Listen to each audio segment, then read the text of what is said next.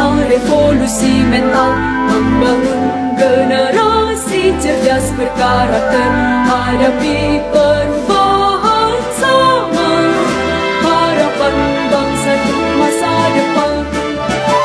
Tingkatkan moral dan keilmuan.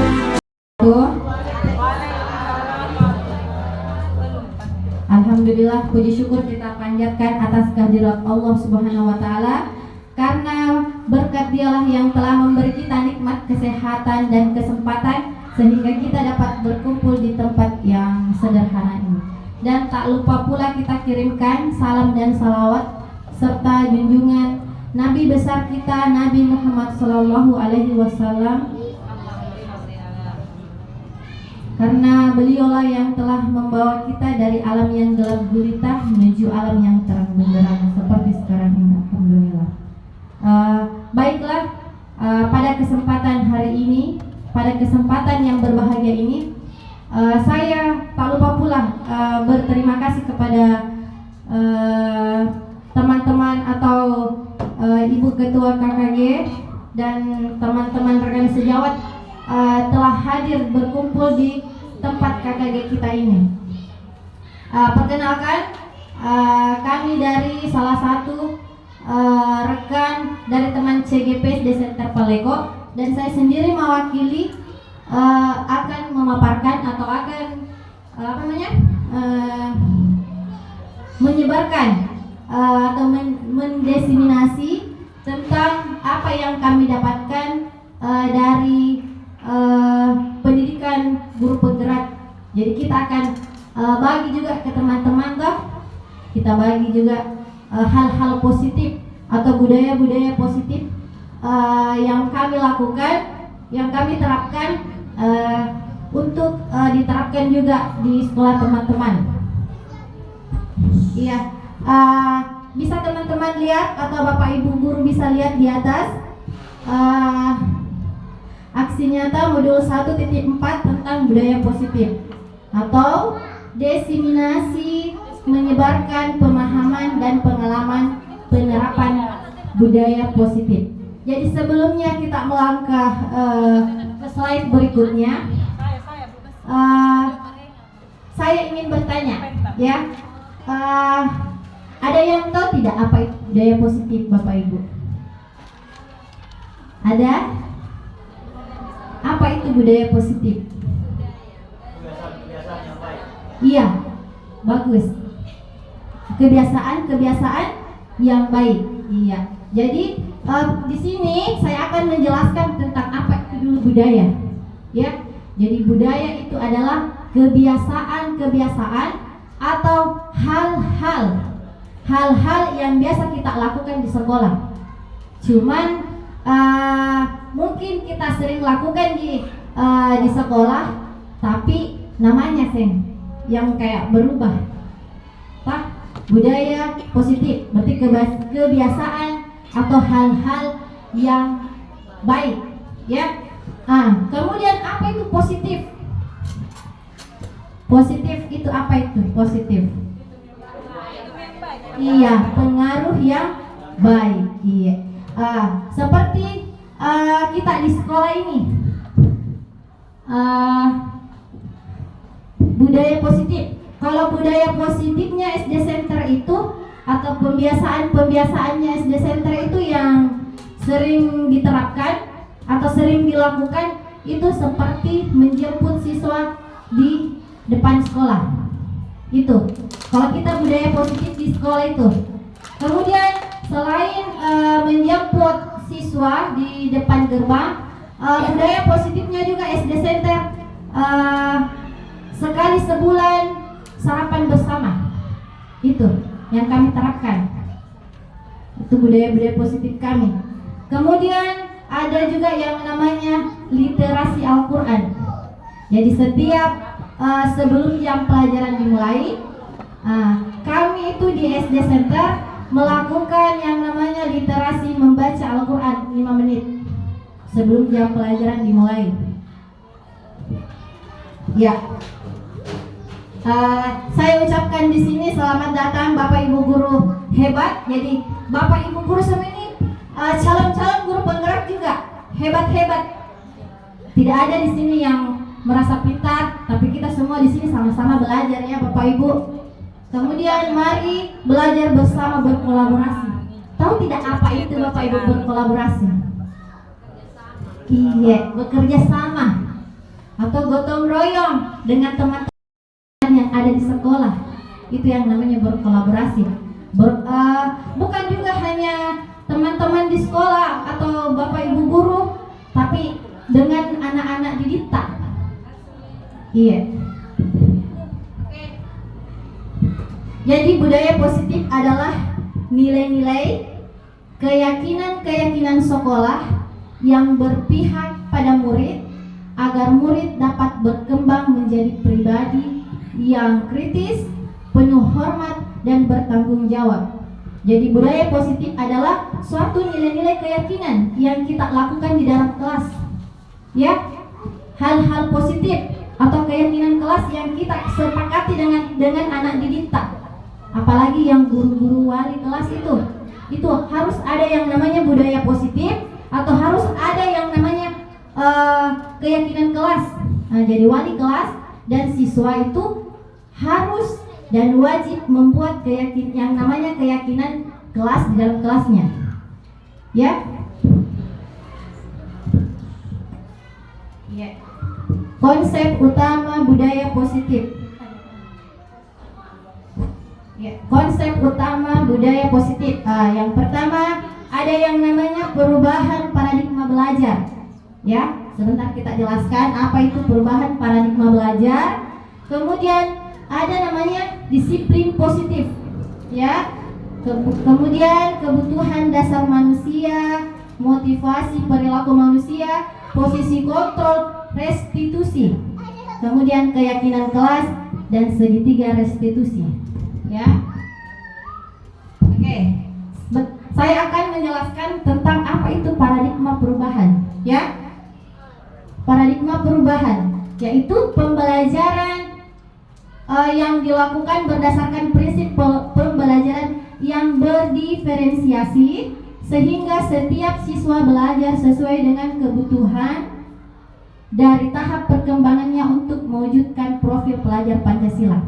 Nah, di sini ada kata berdiferensiasi. Nah, mungkin Bapak Ibu di sini sudah menerapkan pembelajaran berdiferensiasi di sekolahnya, tapi mungkin tidak tahu bahasa-bahasa apa namanya lagi sekarang kerennya itu, ya istilahnya. Tahu tidak apa itu pembelajaran berdiferensiasi? Tidak, Bu. Tidak? Iya. Jadi pembelajaran berdiferensiasi itu adalah pembelajaran sesuai dengan kebutuhan murid. Misalnya di dalam kelas itu pasti tidak semua siswa yang senang olahraga, tidak senang dengan misalnya seni budaya. Setiap siswa pasti memiliki karakteristik yang berbeda-beda. Bagaimana kita sebagai seorang wali kelas atau seorang guru ya mengajarkan atau mengelompokkan siswa tak sesuai dengan bidangnya, ya. Misalnya ada siswa tak yang senang lebih cenderung senang berolahraga. Berarti kita sebagai seorang guru bagaimana kita menggali bakatnya anak tak itu supaya dia senang di olahraga. Misalnya juga di seni budaya, misalnya ada siswa tak yang lebih cenderung senang dengan seni budaya atau menari, kita gali itu siswa tak bagaimana supaya dia menampilkan atau menonjolkan bakatnya lagi, ya, jangka panjang. Kemudian berdiferensiasi juga itu sesuai dengan minat belajarnya siswa tak. Terserah itu siswa tak mau gaya belajarnya seperti apa, itu bebas, ya. Tapi bukan berarti kita sebagai guru harus lepas kontrol ke siswa tak. Misalnya siswa tak lebih senangi belajar, ibu saya mau kak di depan duduk, tidak mau kak duduk di kursi. Itu bagaimana kita sebagai seorang guru memberi kebebasan atau keleluasan kepada siswa tak dengan sesuai dengan gaya belajarnya. Itu dibilang pembelajaran berdiferensiasi, Bu. Ya, sesuai dengan minat dan bakat. Sesuai dengan minat dan bakatnya siswa tak. Itu dibilang pembelajaran berdiferensiasi. Iya. Kemudian ada yang namanya pelajar Pancasila. Nah, tahu tidak Ibu apa itu isinya? Profil pelajar Pancasila. Beriman dan bertakwa. Iya. Yang mana itu beriman dan bertakwa? Contoh seperti di dalam kelas yang kita lakukan itu kayak berdoa. Sebelum pembelajaran dimulai, pasti ada yang namanya berdoa dulu, ya. Iya, itu. Kemudian memberi salam, ya, memberi salam kepada guru. Itu sudah masuk. Pelajar Pancasila ada yang namanya berkebinekaan global. Tahu tidak apa itu berkebinekaan global? Berwawasan luas. Iya, berwawasan luas. Yang artinya, misalnya. Kayak di sekolah itu ada yang namanya ekstrakurikulernya pembelajaran IT. Bagaimana itu peserta didikta kalau misalnya selesai di SD, dia ke jenjang berikutnya, dia kembangkan itu minatnya lagi, itu namanya berwawasan global. Itu. Kemudian ada yang namanya mandiri. Jadi mandiri itu adalah bagaimana kita sebagai seorang guru menciptakan atau menuntun siswa untuk belajar mandiri, ya, belajar mandiri. Kemudian bernalar kritis. Apa itu bernalar kritis? Berpikir positif atau berpikiran yang luas. Dalam artian kita sebagai seorang guru, kalau kita mengajar dalam kelas jangan hanya berpatokan sama buku tak saja, tapi kita cari referensi dari luar juga, supaya itu wawasannya anak tak lebih luas lagi. Tidak hanya dia tahu yang ada di dalam materinya saja, tapi kita juga mencari referensi di luar, gitu ya. Kemudian ada yang namanya bergotong royong. Bergotong royong itu artinya bekerja sama, iya, bekerja sama antara guru dengan murid dan kepala sekolah. Kemudian kreatif. Jadi di pembelajaran profil pelajar Pancasila itu ada yang namanya kreatif, Ibu. Jadi bagaimana kita sebagai seorang guru mengajarkan kepada anak didik, bagaimana itu kreatif. Misalnya membuat media. Bagaimana anak didik supaya itu hasil karyanya terlihat cantik. Itu kreatif, kita ajarkan kepada siswa tak.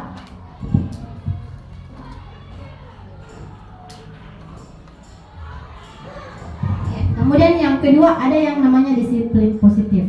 Apa itu disiplin positif, Bapak Ibu? Tahu apa itu disiplin positif? Disiplin. Kata disiplin dulu, apa artinya disiplin? Patuh terhadap aturan, iya, atau patuh kepada aturan-aturan yang baik, positif. Iya. Sebagai pendidik, tujuan kita adalah menciptakan anak-anak yang memiliki disiplin diri sehingga mereka bisa berperilaku dengan mengacu pada nilai-nilai kebajikan universal dan memiliki motivasi intrinsik bukan ekstrinsik. Jadi ada yang namanya nilai-nilai kebajikan. Tahu tidak Bapak Ibu guru yang mana itu yang dimaksud dengan nilai-nilai kebajikan? Ada yang tahu? Iya. Jadi nilai-nilai kebajikan itu seperti mandiri, ya. Bagaimana kita mengajarkan siswa kemandirian untuk belajar mandiri. Kemudian keadilan, kita ajarkan siswa berbuat adil. Kemudian ada yang namanya keamanan, ya, keamanan, keselamatan, bergotong royong, rasa sayang, itu nilai-nilai kebajikan. Bertanggung jawab, percaya diri, itu yang dimaksud nilai-nilai kebajikan, ya Bapak Ibu. Kemudian dalam budaya kita, ya, atau dalam pembiasaan kita, makna dari kata disiplin yaitu sesuatu yang dilakukan seseorang pada orang lain untuk mendapatkan kepatuhan. Kita cenderung menghubungkan kata disiplin dengan ketidaknyamanan. Nah, yang mana itu disiplin? Kalau disiplin positif.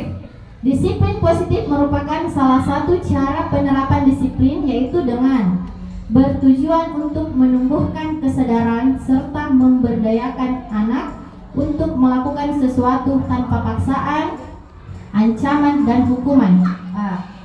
Yang mana itu Ibu tidak mengerti Kak? Disiplin. Bagaimana kita menciptakan disiplin di dalam pembelajaran tak supaya itu anak-anak tak ada. Iya, boleh mengatakan kata salah. Ya. Kemudian lanjut, ada yang namanya kebutuhan dasar manusia. Jadi kebutuhan dasar manusia di sini ada 5 Bapak Ibu guru. Yang pertama itu bertahan hidup. Kemudian kasih sayang dan ras diterima. Kemudian penguasaan, kebebasan, dan kesenangan. Jadi saya akan jelaskan tentang apa itu bertahan hidup. Bertahan hidup itu adalah bagaimana kita seorang guru ketika ada masalah atau ada masalahnya anak-anak tak, bagaimana cara tak untuk bisa menyelesaikannya dengan baik tanpa ada ketersinggungan, tanpa ada ketidaknyamanan dengan guru, antara guru dengan orang tua siswa dengan siswa. Itu bagaimana kita mencarikan solusi yang baik, ya, itu yang dimaksud dengan bertahan hidup, bisa menyelesaikan masalahnya dengan baik. Nah, kemudian ada yang kasih sayang, ya, kasih sayang dan ras diterima. Nah, bagaimana kita menyayangi, kita mencintai sesama teman tak, rekan sejawat tak di sekolah dengan anak didik tak. Jadi kita itu bukan hanya semata-mata menuntun siswa tak, tapi kita menuntun siswa tak juga dalam segi materi dan penuh dengan kasih sayang juga, ya. Kemudian ada yang namanya penguasaan. Jadi di kelas itu yang berkuasa adalah guru. Jadi guru bertindak juga sebagai manajer, ya. Kalau di sekolah yang bertindak manajer adalah siapa? Kepala sekolah. Jadi kalau di dalam kelas yang bertindak sebagai manajer adalah guru atau wali kelasnya. Ada yang namanya kebebasan. Yang artinya kebebasan itu adalah bagaimana kita memberi kebebasan yang positif kepada siswa tak. Misalnya bebas dari segi gaya belajarnya, bagaimana, ya, begitu. Kemudian ada yang namanya kesenangan.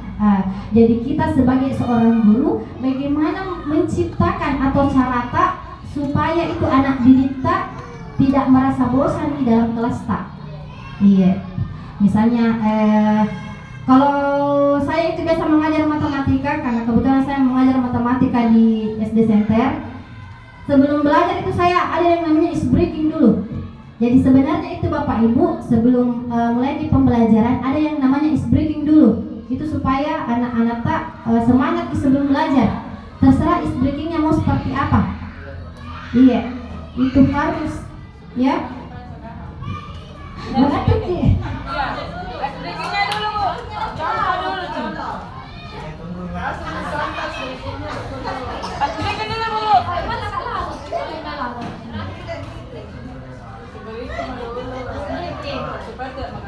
Ngantuk begini Bu. Iya. Oke. Kita ice breaking point dulu kalau begitu. Aduh, dia menjalan begini.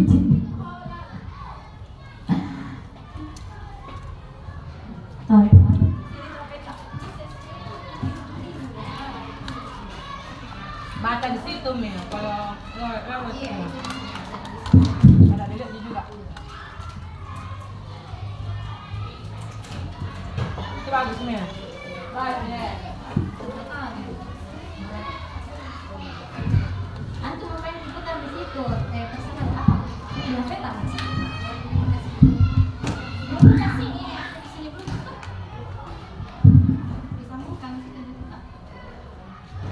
Menyanyi kah Bu Guru? Iya, menyanyi. dulu supaya tidak ada yang mengantuk. Biasanya kita terapkan ice breaking apa Ibu Husna? Kalau di kelas tak, kalau di kelas 2? Lupa Kak Bu. Iya. Tapi P5 Ibu. Ya tepuk P5. Iya. Takutnya kayak amnesia kayak kemarin. Tepuk P5 mau Bu. Tahu lagi tepuk P5 Bapak Ibu? Contoh kami dulu. Iya. Contoh kami dulu. Kalau P5 itu guru kelas 1 yang pasti yang paling tahu.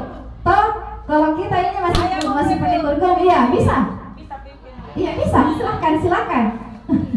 Lari yang menit terus.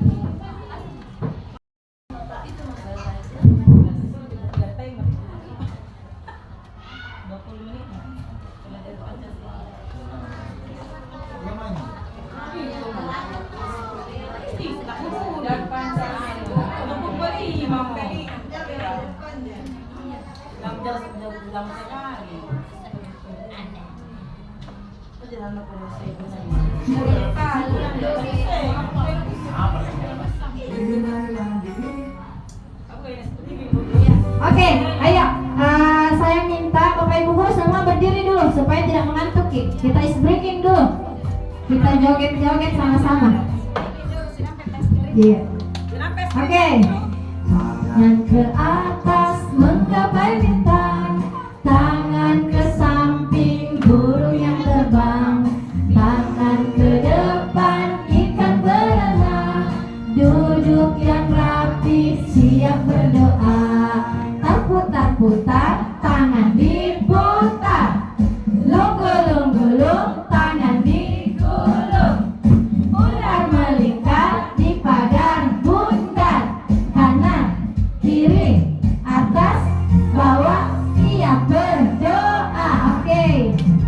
Satu jari kanan, satu jari kiri, ku gabung menjadi dua, ku buat jembatan. Dua jari kanan, dua jari kiri, ku gabung menjadi empat, ku buat kamera. Tiga jari kanan, tiga jari kiri, ku gabung menjadi enam, ku buat menara tinggi. Empat jari kanan, empat jari kiri, ku gabung menjadi delapan, ku buat telinga. Lima jari kanan, lima jari kiri, ku gabung menjadi 10, ku siap berdoa. Seperti itu. Ayo. Ke atas menggapai bintang, tangan ke samping burung yang terbang, tangan ke depan ikan berenang, duduk yang rapi siap berdoa. Ya. Putar, tangan diputar, lunggu-lunggu-lung, tangan digulung, ular melingkar di pagar bundar, kanan, kiri, atas, bawah, siap berdoa. Oke.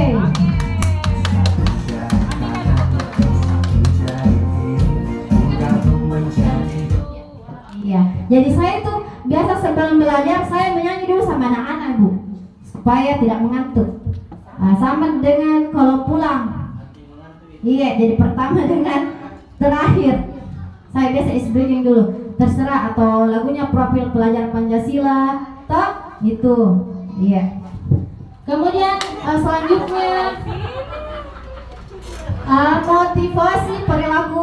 motivasi perilaku manusia. Ya. Jadi dorongan yang timbul pada diri seseorang secara sadar atau tidak sadar untuk melakukan suatu tindakan dengan tujuan tertentu. Yang pertama, menghindari ketidaknyamanan dan hukuman. Murid melakukan disiplin diri karena takut dihukum. Ini adalah tingkat terendah dari motivasi perilaku manusia. Iya, jadi tidak dianjurkan lagi untuk menghukum anak-anak, tak? Ya. Tapi apa Ibu Guru kalau misalnya ada siswa yang melanggar? Itu tadi yang diterapkan keyakinan kelas. Ya, bagaimana kita sebagai seorang guru atau walinya untuk bisa menyelesaikan atau mencari solusi yang baik supaya itu anak tak benar-benar berubah. Karena kapan kita tekan, kita hukum itu siswa tak, hari ini dia berubah, besok pasti akan melakukannya kembali. Ya. Kemudian untuk mendapatkan imbalan atau penghargaan dari orang lain. Nah, murid melakukan disiplin diri karena ia menginginkan imbalan. Motivasi ini satu tingkat di atas motivasi yang pertama. Pasti ada juga itu yang namanya siswa tak mau disiplin, tidak mau melanggar karena dapat hadiah. Nah itu, kalau kita mau kasih hadiah anak-anak tak, jangan kita beritahu lebih awal, ya. Tapi sebenarnya itu tidak dianjurkan. Sama dengan pemberian reward atau ranking itu. Tidak ada misalnya. Kenapa Ibu? Kenapa bisa tidak kita tidak bisa memberi reward kepada anak didik tak, sedangkan itu anak didik tak berprestasi? Jangan sampai anak didik tak yang ranking 1 hari itu, besok lusa dia tidak mendapatkan peringkat lagi, ataukah dari temannya, tahu ranking 1 saya tidak kusugonya ibu guru, dia tidak kasih hadiah saya tidak. Pasti ada yang namanya timbul rasa cemburu, rasa iri hati, seperti itu.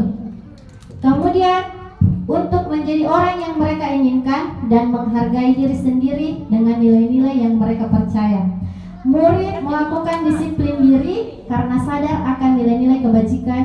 Ini adalah motivasi yang akan membuat seseorang memiliki disiplin positif. Jadi murid melakukan disiplin diri karena sadar akan nilai-nilai kebajikan. Jadi siswa tak, kalau mau kita terapkan disiplin positif ke siswa tak, itu bagaimana cara tak membuat suatu keyakinan kelas yang kita sepakati dengan siswa tak. Jangan, kan sekarang ada yang namanya tata tertib di dalam kelas atau tata tertib di sekolah.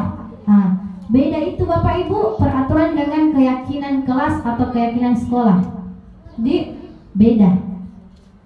Sekarang itu bukan lagi namanya tata tertib atau peraturan di kelas maupun di sekolah, tapi sudah keyakinan kelas dan keyakinan sekolah lagi.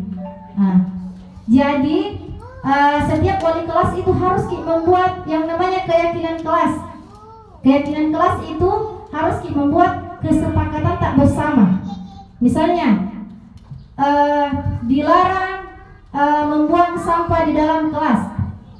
Berarti itu kita buat peraturannya sama ke siswa, tak jadi kita saja. Jangan kau buang sampah di sini.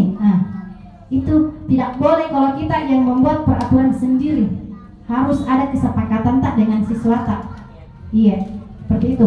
Sama dengan misalnya dihukumnya siswa tak karena terlambat datang upacara. Itu tidak bisa sebenarnya.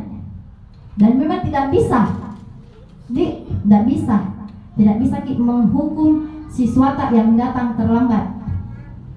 Bagaimana Jipaing kalau misalnya datang terlambat itu siswa tak? Caranya kita buat keyakinan sekolah. Karena kalau peraturan pasti sekolah yang buat. Pasti sekolah yang buat, tidak ada di dalamnya siswa dan guru. Itu kalau peraturan pasti sekolah yang buat. Jadi kalau keyakinan sekolah itu, kalau kita buat peraturan itu harus kita libatkan siswa, kita sepakati. Misalnya kita mengumpulkan siswa, orang tua siswa atau guru, kepala sekolah di dalam satu ruangan, kemudian kita membuat kesepakatan bersama atau keyakinan sekolah itu. Tapi kalau hanya sekolah yang membuat peraturan, itu tidak bisa. Iya. Kemudian konsep disiplin dengan identitas sukses. Dorongan yang timbul pada diri seseorang secara sadar atau tidak sadar untuk melakukan suatu tindakan dengan tujuan tertentu. Konsekuensi, penguatan jangka pendek.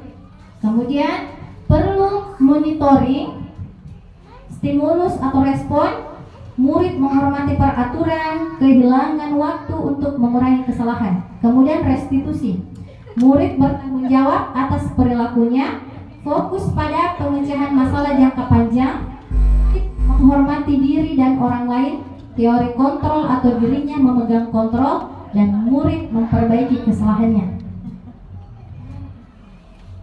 Kemudian ada namanya konsep disiplin dengan identitas gagal. Nah, dorongan yang timbul pada diri seseorang secara sadar atau tidak sadar untuk melakukan suatu tindakan dengan tujuan tertentu. Misalnya menghukum, menyakitkan, tidak nyaman, murid takut, memaksa, murid menyembunyikan kesalahan, murid menjadi rendah diri. Jadi kalau kita hukumi siswa tak pasti timbul perasaan seperti ini di siswa tak. Kemudian sama dengan kita memberi penghargaan ke siswa tak pasti menimbulkan juga rasa iri. Jadi alangkah baiknya Bapak Ibu guru kita tidak memberikan reward atau suatu penghargaan kepada siswa tak lagi untuk mencegah timbulnya rasa percaya diri siswa. Ada anak siswa tak atau anak didik tak yang melanggar atau yang tidak melakukan keyakinan kelasnya, itu bagaimana kita sebagai seorang guru, sebagai pemantau posisi tak, ya? Tahu tidak apa konsekuensinya kalau melanggar keyakinan kelas itu? Seperti itu, jangan cuek, biar nih urusannya. Manajer itu adalah pemimpin. Bagaimana kita sebagai wali kelas atau seorang guru menjadi pemimpin yang baik di depan siswa tak? Contohnya, ketika kita mengajar ke anak didik tak, kita mengajar didik tak, jangan selesai dikasih materi keluar, kita dampingi siswa tak, karena kita di dalam kelas itu posisi tak sebagai manajer, ya, manajer, pemimpin. Apakah kamu tahu kesalahanmu? Kira-kira bagaimana kamu akan memperbaiki kesalahanmu? Jadi itu tadi, bagaimana cara supaya ada solusinya dan selesai tanpa ada lagi masalah selanjutnya. Begitu Bapak Ibu. Kemudian mengapa keyakinan kelas? Mengapa tidak peraturan saja? Mengapa kita mempunyai peraturan tentang penggunaan helm saat mengendarai? Kalau misalnya Bapak Ibu, saya mau bertanya, ketika kita mengendarai motor, ya, apakah kira-kira itu kita melanggar itu termasuk peraturan atau apa? Peraturan, iya. Sama dengan di sekolah, yang terlambat harus hormat di depan bendera. Itu namanya peraturan. Peraturan berarti hanya dia atau hanya dirinya yang membuat peraturan. Kalau beda dengan keyakinan, kalau keyakinan itu semua yang terlibat. Sama dengan keyakinan sekolah yang kita buat, itu semua harus terlibat. Baik orang tua, siswa, guru, kepala sekolah. Bagaimana kita sepakati bersama? Iya, itu kalau peraturan kelas kita dengan siswa tak. Keyakinan kelas. Bukan lagi peraturan namanya atau tata tertib, tapi sudah keyakinan kelas dan keyakinan sekolah. Iya. Contoh tidak bisa ini saya buat. Tapi videonya kalau aku buka ini sudah laki-laki. Ini contohnya saya membuat contoh keyakinan kelas dengan siswa kemarin. Ya. Misalnya sebelum jam pelajaran matematika kita harus menyepakati atau kita harus membuat keyakinan kelas dulu. Apa saja anak-anak yang keyakinan kelas yang kita buat? Tapi bukan kita yang berbicara, siswa. Oh, saya Bu, dilarang membuli. Ya, bagus. Kita catat. Kita bagikan stick notes kepada siswa, kemudian dia yang menulis dan dia menempel. Sebentar kita satukan yang mana yang paling banyak aturannya, keyakinannya. Kemudian apa lagi nak selain dilarang membuli? Saya Bu, dilarang memotong pembicaraan ibu guru. Itu sudah masuk keyakinan kelas, ya, karena sudah kesepakatan bersama antara guru dengan siswa. Kemudian apa lagi? Saya Bu, dilarang bercerita saat jam pelajaran. Itu sudah termasuk keyakinan kelas, sudah kesepakatan kami dengan siswa itu. tapi bukan yang kita buat siswa kemudian kita menyimpulkan. Itu yang namanya keyakinan kelas. Ya, mengerti Ki Bapak, Ibu? Iya, alhamdulillah kalau sudah mengerti. Iya, ini video sebenarnya tapi ya lagi hang-hang. Iya, sebentar Ki, saya buka Ki, tapi ku jelaskan dulu materiku. Bagaimana pembentukan keyakinan kelas? Bagaimana caranya itu kita bentuk atau kita buat keyakinan kelas? Bagaimana itu? Yang pertama lebih abstrak dari peraturan. Tahu tidak apa itu abstrak, Bu? Yang nyata, yang betul-betul nyata, yang kayak tadi saya sampaikan. Toh? Iya, seperti itu. Kemudian berupa pernyataan ada anak siswata atau anak didik yang melanggar atau yang tidak melakukan keyakinan kelasnya, itu bagaimana kita sebagai seorang guru, sebagai pemantau posisi tak, ya? Tahu tidak apa konsekuensinya kalau melanggar keyakinan kelas itu? Seperti itu, jangan cuek, biar nih urusannya. Manajer itu adalah pemimpin. Bagaimana kita sebagai wali kelas atau seorang guru menjadi pemimpin yang baik di depan siswa tak? Contohnya, ketika kita mengajar ke anak didik tak, kita mengajar didik tak, jangan selesai dikasih materi keluar, kita dampingi siswa tak, karena kita di dalam kelas itu posisi tak sebagai manajer, ya, manajer, pemimpin. Apakah kamu tahu kesalahanmu? Kira-kira bagaimana kamu akan memperbaiki kesalahanmu?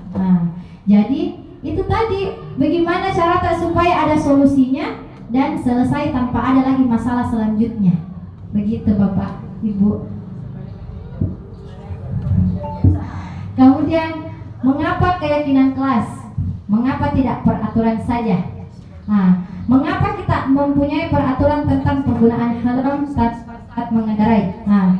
Kalau misalnya Bapak Ibu, saya mau bertanya, ketika kita mengendarai motor, ya, apakah kira-kira itu kita melanggar itu termasuk peraturan atau apa? Peraturan, iya. Sama dengan di sekolah, yang terlambat harus hormat di depan bendera. Itu namanya peraturan. Peraturan berarti hanya dia atau hanya dirinya yang membuat peraturan. Kalau beda dengan keyakinan, kalau keyakinan itu semua yang terlibat. Sama dengan keyakinan sekolah yang kita buat, itu semua harus terlibat. Baik orang tua, siswa, guru, kepala sekolah. Bagaimana kita sepakati bersama. Iya, itu kalau peraturan kelas, kita dengan siswa tak. Keyakinan kelas.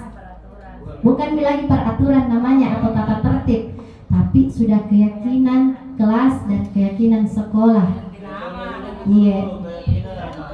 Contoh tidak bisa ini saya buat. Tapi videonya kalau aku buka ini sudah daki-daki. Ini contohnya saya membuat contoh keyakinan kelas dengan siswa kemarin. Ya. Misalnya sebelum jam pelajaran matematika kita harus menyepakati atau kita harus membuat keyakinan kelas dulu. Apa saja anak-anak yang keyakinan kelas yang kita buat? Tapi bukan kita yang berbicara, siswa. Oh, saya Bu, dilarang membuli. Ya, bagus. Kita catat. Kita bagikan stick notes kepada siswa, kemudian dia yang menulis dan dia menempel. Sebentar kita satukan yang mana yang paling banyak aturannya, keyakinannya. Kemudian apa lagi nak selain dilarang membuli? Saya Bu, dilarang memotong pembicaraan ibu guru. Itu sudah masuk keyakinan kelas, ya, karena sudah kesepakatan bersama antara guru dengan siswa. Kemudian apa lagi? Saya Bu, dilarang bercerita saat jam pelajaran. Itu sudah termasuk keyakinan kelas. Sudah kesepakatan kami dengan siswa itu.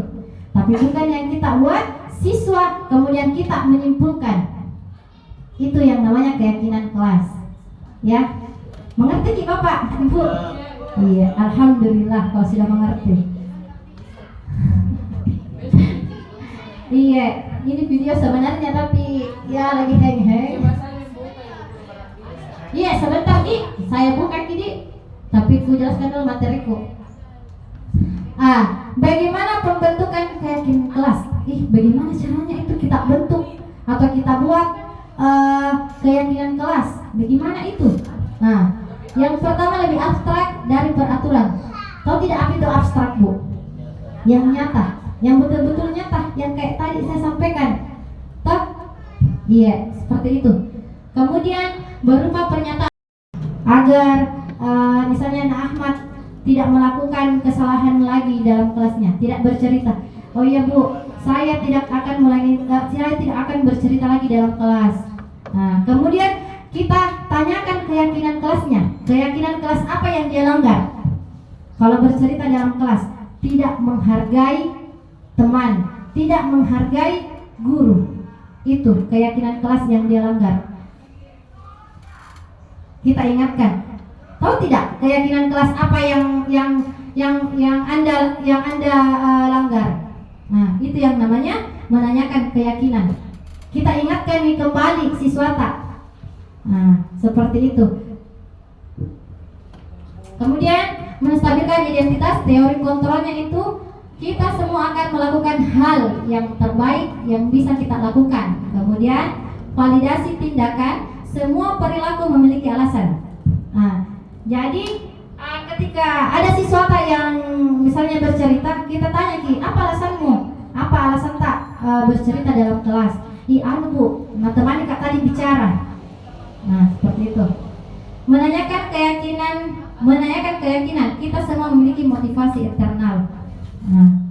Jadi kita sebagai guru, kalau menanyakan keyakinan itu di akhir kita harus memberi motivasi kepada siswa. Nah, kalau mau apa cita-cita tak? Ini di akhir ya, di akhir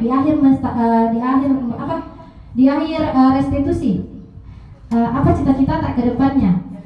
Jadi dokter Bu. Kalau mau jadi dokter, jangan apa nak? Iya, jangan lagi begitu, jangan lagi bercerita dalam kelas supaya pembelajaran yang Ibu jelaskan itu bisa masuk di akal atau bisa kita cermati, bisa paham. Seperti itu Bapak Ibu guru. Jadi ada yang namanya motivasi di akhir. Ya. Sampai di sini ada yang mau ditanyakan Pak atau ada yang kurang dimengerti? Kalau tidak, mari kita makan kue. Iya. 10 menit Bu guru. Saya naparangkan na video na. 10 menit, ba't 10 menit? Apa? Tidak bawa ka. Bikin lagi contohnya Bu guru, contoh membuat keyakinan kelas. Matikan itu baru dikasih jatuh itu nuai, layak kan? Tempel. Maksudnya tidak ada. Tidak ada. Demi tulis. Kan tidak gitu contoh turun layar kan? Layar kasih turun matikan itu. Oh iya. Jadi Jadi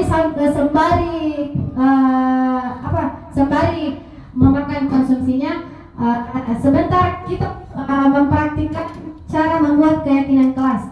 Ya, misalnya satu persatu Bapak Ibu guru dipersilakan untuk membuat keyakinan kelas. Misalnya keyakinan kelas apa yang kita akan buat dengan siswa tak?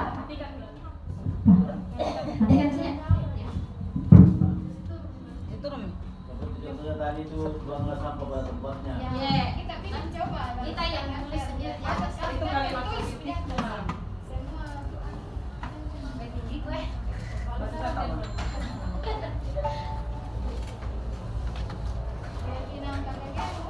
keyakinan kagak kita tahu kayak kesepakatan mulai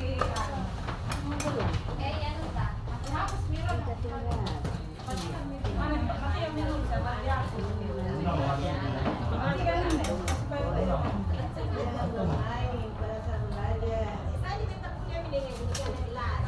Makanya diganti.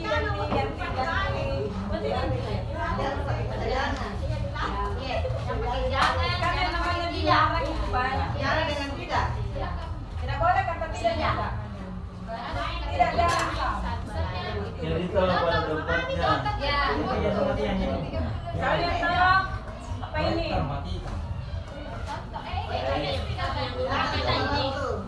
Dulu tahan emosi. Iya. Bahkan saya juga terkadang seperti itu. Biasa kalau ada siswaku yang melanggar, biasa lebih dulu yang emosi ya. Iya ini. Nah, itu bagaimana itu? Keyakinan kelas, Bu. Seperti tadi segitiga restitusi. Pertama apa? Menstabilkan identitas. Artinya menenangkan siswa. Itu ditenangkan contoh ya toh. Iya, semua orang pernah melakukan kesalahan. Tetapi sebentar tapi ditanya kayak apa kesalahannya. Tapi tidak bisa langsung bilang salah. Kan terkadang itu spontan itu. Ya, itu tidak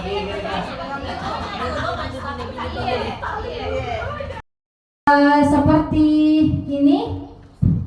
Kemudian kita buat kita bagikan ke siswa stick notes. Toh? Oh iya. Iya. Iya. Toh? Nah, kita buat lagi keyakinan kelas dengan antara guru dengan siswa tak. Kemudian itu keyakinan kelas itu harus ada dalam kelas, Bapak Ibu guru. Jadi bukan lagi tata tertib atau peraturan, tapi keyakinan kelas lagi namanya. Toh? Kesepakatan tak dengan siswa tak. Sampai di sini paham Bapak Ibu? Kalau ada yang langgar, ya kembali lagi ke restitusi tadi. Bagaimana cara tak menstabilkan identitas, memvalidasi tindakan yang salah dan keyakinan kelas. Bagaimana cara tak apa kalau menstabilkan identitas? Kita baik-baiki dulu siswa tak, jangan kita sembarang-barang. Kau itu kamu tuh. Toh? Tapi bagaimana cara tak kita dengan siswa, hati dengan hati, ya? Gitu Bapak Guru. Hukuman diganti dengan kata konsekuensi. Iya, hukuman kita ganti dengan kata konsekuensi. Jadi bukan pakai hukuman lagi, tapi konsekuensinya. Intinya sekarang itu Bu, kita itu guru dengan murid adalah teman. Iya. Intinya sekarang itu. Intinya guru dengan murid adalah teman. Iya. Supaya tidak cenderung lagi ya. Biasa memang seperti ini gampang untuk kita. Gampang untuk kita ucapkan. Tapi dalam proses pembelajaran biasanya siswa itu mengatakan tidak dihukum. Nah begitu. Besok itu gitu lah. Terkadang iya. Kita juga biasa kayak berat. Ya, silakan. Tetap sebenarnya ada hukumannya. Cuman ini hukumannya kita alihkan ke kata konsekuensi.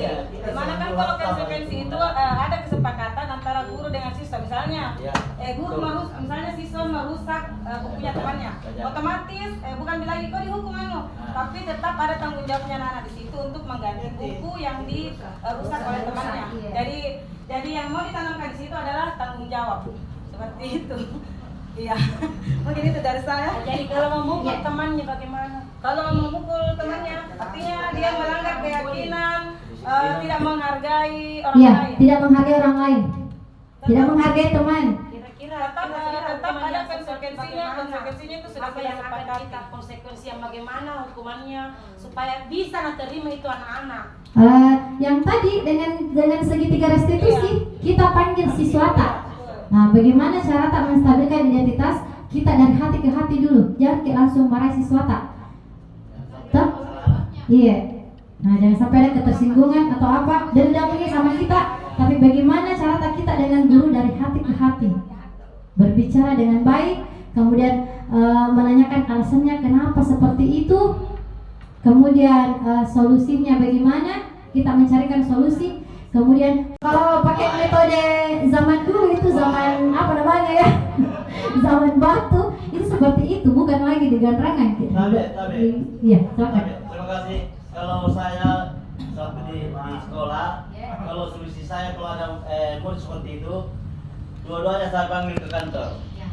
Pada saat saya di kantor, tidak ada temannya yang melihat, di dalam dia berdua, saya panggil, saya berikan pengertian. Setelah selesai itu, saya kasih rukunkan dia. Iya, seperti itu. Iya. Iya. Seperti itu. Guru sebagai manajer.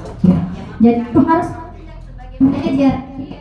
Gimana bisa menjelaskan toh yang asibak dia anak-anak tak bilang kayak komentar asibak mau penau Dia anakku.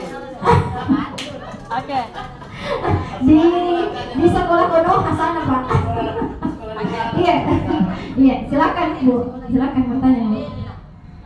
Iya. Seperti kebiasaan saya yang lalu, itu anak-anak saya, kan, saya kasih berupa penghargaan bagi siswa yang misalnya tidak ada alfanya selama dalam satu semester. Saya kasih berupa juga yang reward. Nah, kalau tadi itu menurut apa tadi? Iya, tidak bisa memang. Tidak bisa. Alasannya apa? Padahal menurut saya itu merupakan motivasi bagi siswa untuk artinya tidak apa ya, dia upayakan ke sekolah terus. Iya, apa alasannya? Ya, apa alasannya? Kenapa dikatakan tidak boleh memberi reward? Ya, atau memberi penghargaan kepada siswa tak? Alasannya itu supaya tidak menimbulkan rasa keiri hatian kepada siswa tak. Nah, kalau menjadi motivasi, bagaimana tipe gurunya? Tutup dulu baruan. Iya, tapi yang kita pelajari itu seperti itu, dilarang memberi reward. Tutup. Tuh, iya. Jadi terima kasih atas waktunya. Terima kasih banyak Bapak Ibu atas waktunya. Nih, lebih dan kurangnya mohon dimaafkan. Semoga apa yang kita dapatkan hari ini itu bisa kita terapkan. Kita membuat perubahan pada diri kita untuk menjadi lebih baik dan berguna untuk anak didik kita. Ya. Sekian, assalamualaikum warahmatullahi wabarakatuh. Waalaikumsalam warahmatullahi wabarakatuh.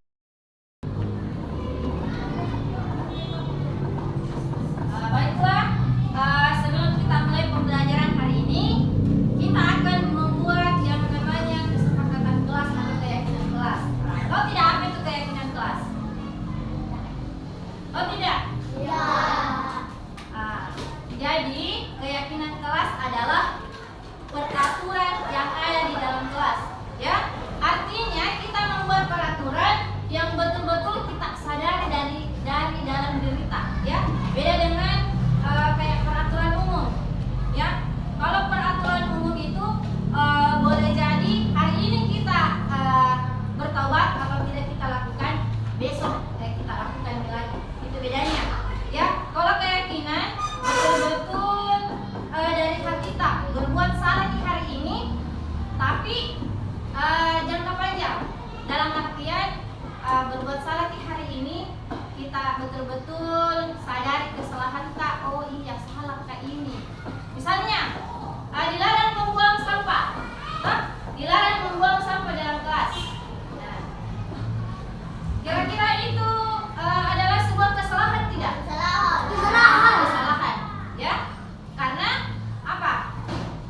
Tidak menjaga kebersihan. Oh iya, salah Kak. Buang Kak. Iya, salah Kak. Tidak membuangkan sampah pada tempatnya, malah membuangkan sampah dalam kelas. Nah, iya, tidak akan diulangi lagi. Toh, berarti ada timbul dalam di dalam diri kita betul-betul ada kesadaran tak? Toh, untuk mau berubah, untuk tidak akan melakukannya kembali. Ya, jadi sebentar kita akan membuat keyakinan kelas di papan tulis, menempel satu orang, ya. Sekarang Ibu, bagaimana caranya membuat keyakinan kelas? Ibu tidak tahu Kak. Misalnya, Ibu kasih contoh, dilarang membuang sampah sembarangan, ya, atau jangan membuang sampah dalam kelas. Apalagi kira-kira keyakinan kelas, apalagi kira-kira?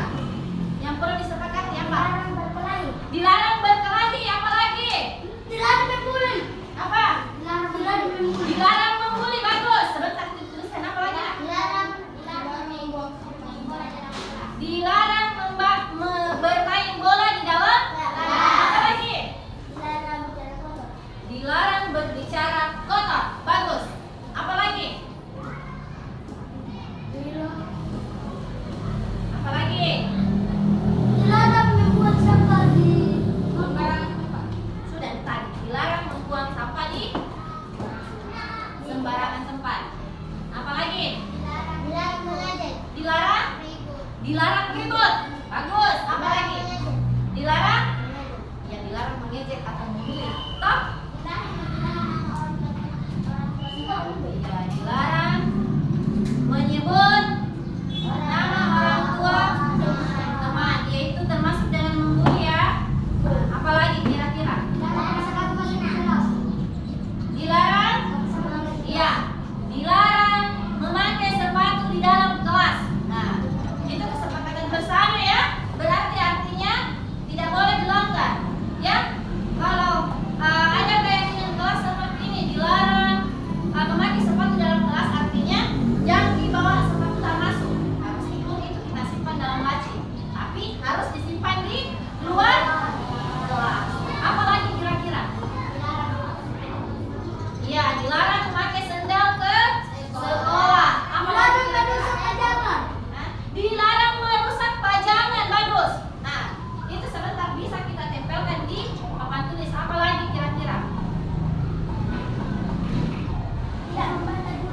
Tidak membantah guru atau tidak memotong pembicaraan guru, ya. Itu masuk keyakinan apa itu? Kalau misalnya dilarang memotong pembicaraan guru, masuk ke mandiri, gotong royong kah, atau saling menghargai kah? Menghormati apa? Tidak menghormati guru. Iya, jadi bagus tadi. Tidak memotong pembicaraan guru itu masuk di tidak menghormati guru.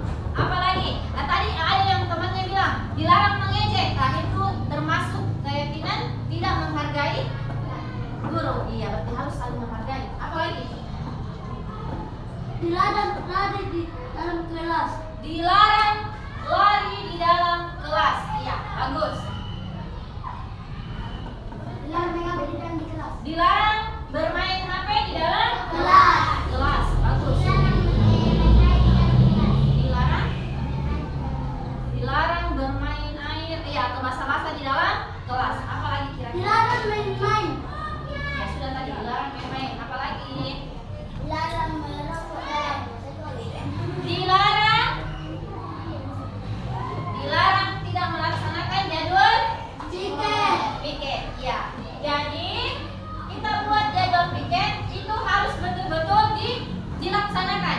Ya, itu sudah kesepakatan bersama. Nah, atau sudah keyakinan kelas lah itu. Kira-kira bisa dipahami tidak ini maksudnya keyakinan kelas? Bisa. Nah, jadi kalau kita membuat keyakinan kelas itu tidak pakai kata tidak lagi. Beda dengan peraturan. Tidak boleh merokok, tidak boleh membuang sampah. Nah, itu kalau peraturan. Ya, tapi kalau keyakinan itu tidak pakai kata tidak lagi di depannya. Misalnya, dilarang membuli, dilarang membuang sampah, dilarang memotong pembicaraan ibu guru, dilarang mengejek teman. Ya? Paham? Ya, sudah. Oke. Tunggu ya, tunggu bagian.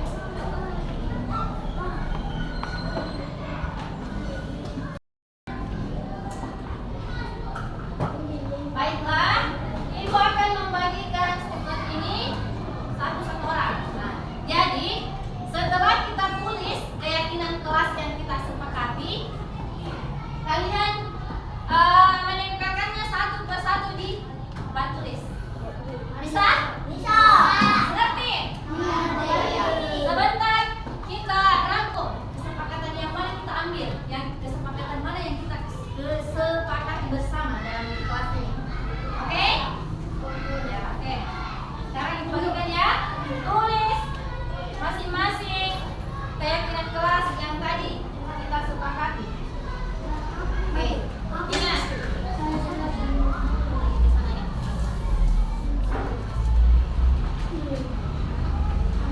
Awas nanti sampai terbalik karena mau ditempel ini. Ini di belakangnya mau ditempel. Ayo sekarang silakan ditulis. Kemudian tempel di papan tulis. Kita sendiri yang menulis ya apa tadi itu peraturan, apa tadi peraturan itu. Ada itu ada. Otomatis.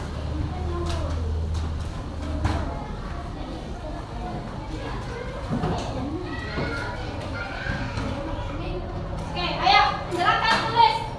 Tulis yang sudah selesai silakan tempel di sini. Ya.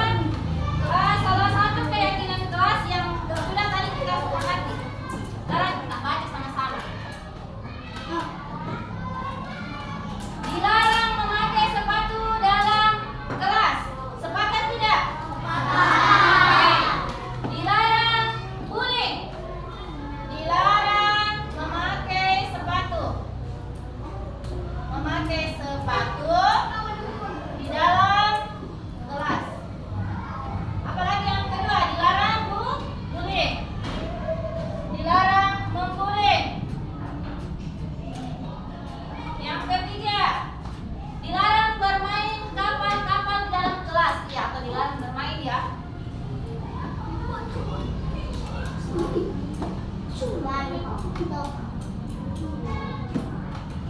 yang keempat, dilarang membuang sampah sembarangan. Bagus, dilarang membuang sampah sembarangan.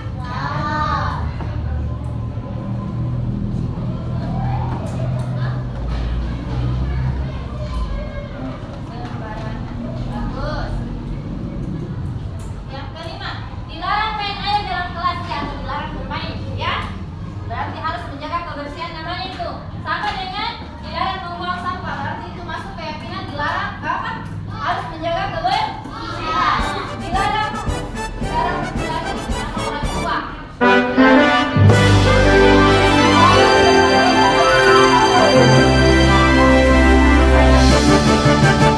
Gerakan nasional revolusi mental membangun generasi cerdas berkarakter hadapi perubahan zaman harapan bangsa untuk masa depan tingkatkan moral dan keilmuan wujudkan generasi emas Indonesia satukan cita dalam ragam budaya sebagai pelajar Pancasila beriman berakhlak mulia berkebinekaan